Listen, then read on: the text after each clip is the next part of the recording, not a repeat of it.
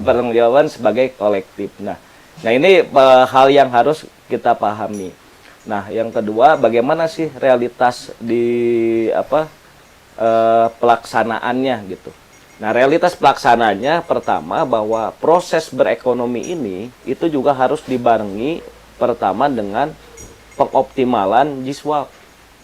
Jadi tidak boleh terpisahkan gitu. Kalau kita misalkan bikin bank syariah tanpa ada Jiswap, itu yang jadi persoalan bagaimana ini mengurus sustainable ketahanan ekonomi bank tersebut. Dari mana ngegajinya? Misalkan mudorobah kan misalkan ada berjangka, nggak mungkin kan tiap bulan, nggak bisa juga, belum tentu juga bisa tiap bulan kan untuk mudorobah, untuk musyarakah kan gitu kan posisinya. Nah ini bagaimana menggaji para bangkir ini gitu kan, itu tidak ada. Nah adanya Jiswap itu seharusnya bisa. Nah Jiswap itu apa Kang? Mungkin bisa berjelaskan. Zakat, infak, sodako, wakaf dan hal-hal lainnya. Ini harusnya pada akhirnya menjadi pendukung. Gitu ya? Misalkan gini, ketika ada yang macet misalkan untuk membayar kredit, itu seharusnya kan 8 asnaf zakat itu kan termasuk. Iya kan gitu. Nah sekarang pada faktanya sekarang adanya zakat, sodako di mana-mana di Indonesia, emang semua 8 asnaf itu terpenuhi atau tidak? Kan tidak. Hanya berbicara fakir dan miskin kan gitu. Terus konsep kita juga, kita membedakan fakir dan miskin itu seperti apa? Apakah sama atau beda? Apa yang harus didahulukan, fakir dulu atau miskin dulu kan gitu. Nah jadi kita kan menganggap bahwa fakir itu adalah orang gila kan gitu. Padahal fakir itu adalah orang-orang, kalau kita lihat ayat-ayat yang lain, fakir itu adalah orang-orang yang menahan dirinya. Padahal secara ekonomi dia juga berkebutuhan, tapi menahan dirinya untuk meminta-minta. Nah, artinya yang harus tahu itu adalah amilin, bukan fakir yang meminta. Kalau yang meminta itu pasti miskin, kan gitu disebutnya, kan gitu. Jadi fakir dan miskin ini kan keadaan ekonominya sama, tapi dia berbeda sikap dalam menyikapi kemiskinannya gitu. Kalau fakir itu karena keimanannya dia menjaga dirinya untuk tidak meminta-minta. Nah, artinya harusnya amilin ini ke masyarakat gitu, mengetahui kondisi dan kebutuhan masyarakat, sehingga ini di kita kan tidak. Jadi yang kita lebih perhatikan adalah orang-orang yang meminta-minta. Padahal di sisi lain yang meminta-minta ini pada akhirnya juga jadi usaha buat dia kan gitu. Jadi bahan komoditas dia kan gitu. Bahkan sekarang makan fenomenanya juga tukang minta-minta naik mobil gitu. Iya, menjual penderitaan orang lain kan ada kan gitu. Menjual penderitaan orang lain ada lewat kayak ini bantuan ini untuk nenek miskin dan sebagainya, donasi kan gitu. Kan menjual penderitaan orang lain kan gitu. Nah, padahal kan itu sehingga kan konsep ini juga pada akhirnya bahwa seorang amilin ini harus pada akhirnya bisa bersehubungan dengan masyarakat. Satu, dia memperhatikan keadaan ekonomi. Dua, juga memikirkan tentang bagaimana suprastruktur nilai tiap individu-individu ini harusnya ditingkatkan juga. Jadi kalau dua ini tidak ada, dua peran ini diamilin tidak ada, ekonomi Islam tidak akan berjalan gitu posisinya gitu. Kalau ini ada ya pasti bakal berjalan.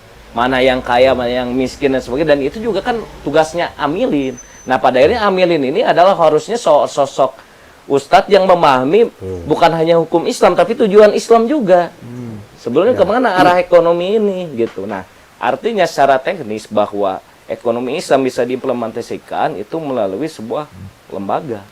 Tidak bisa dilakukan individu. Apakah itu oleh negara, apakah itu oleh lembaga sosial jika dimungkinkan di Indonesia terwujud. Contoh misalkan di Indonesia itu memungkinkan kalau ada sekelompok orang ini, yaitu koperasi. Sebetulnya koperasi sangat memungkinkan bagaimana peran-peran amilin ini dijadikan sebagai, kalau kita kan kenalnya ada dokter keluarga, ini mah ada ustadz keluarga.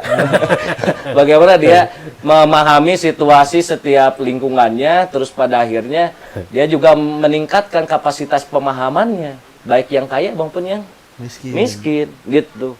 Nah melalui konteks ini juga akan terjadi, bisa terjadi gitu.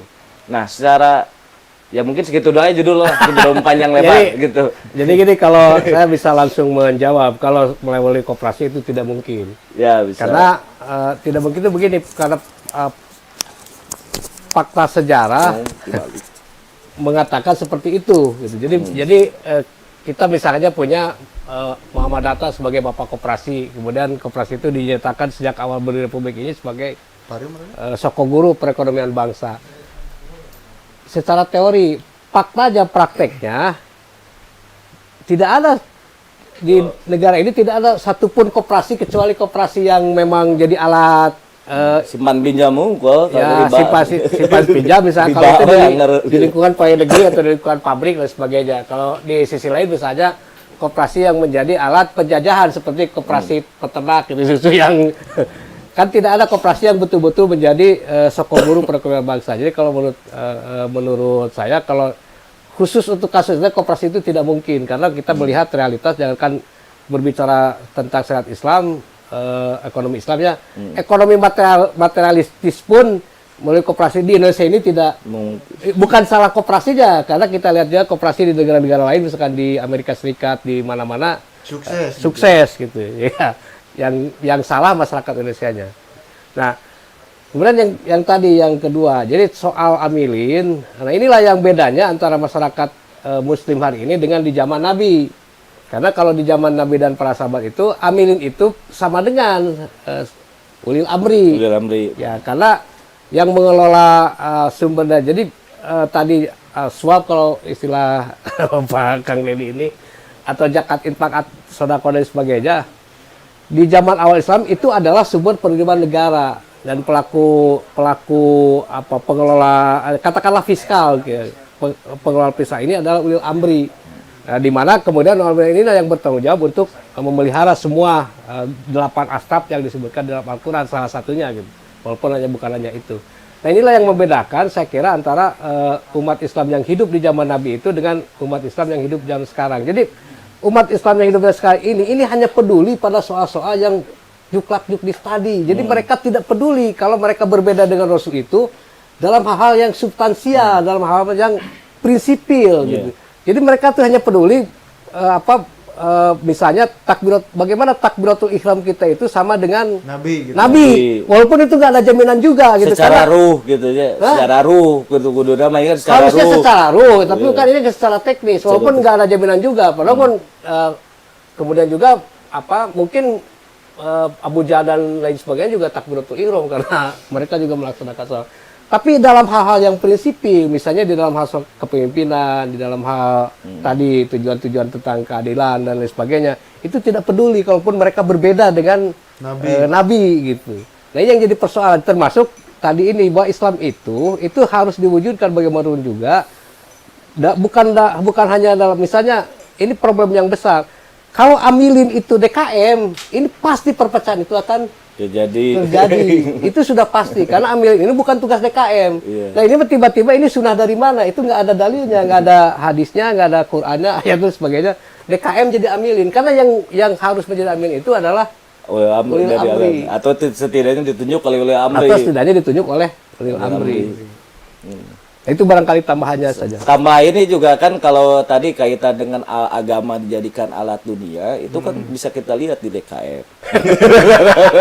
Bisa lihat di DKM kan gitu. DKM itu kan yang biasanya masjid itu dibentuk oleh keluarga kan gitu. Ini kan gitu.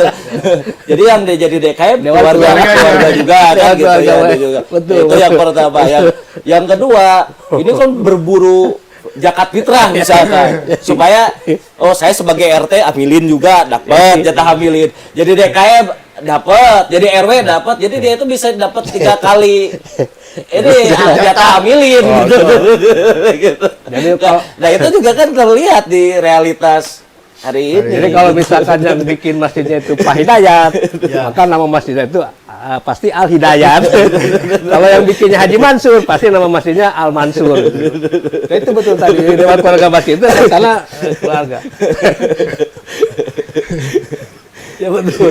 Ya, artinya ketika kita berbicara ketahanan pangan berbasis ekonomi Islam pun bukan Islamnya yang salah gitu ya, tapi cara masyarakat memahami Islam itu sendiri gitu ya. Iya. Ya betul. Bagaimana bersistem sesuai dengan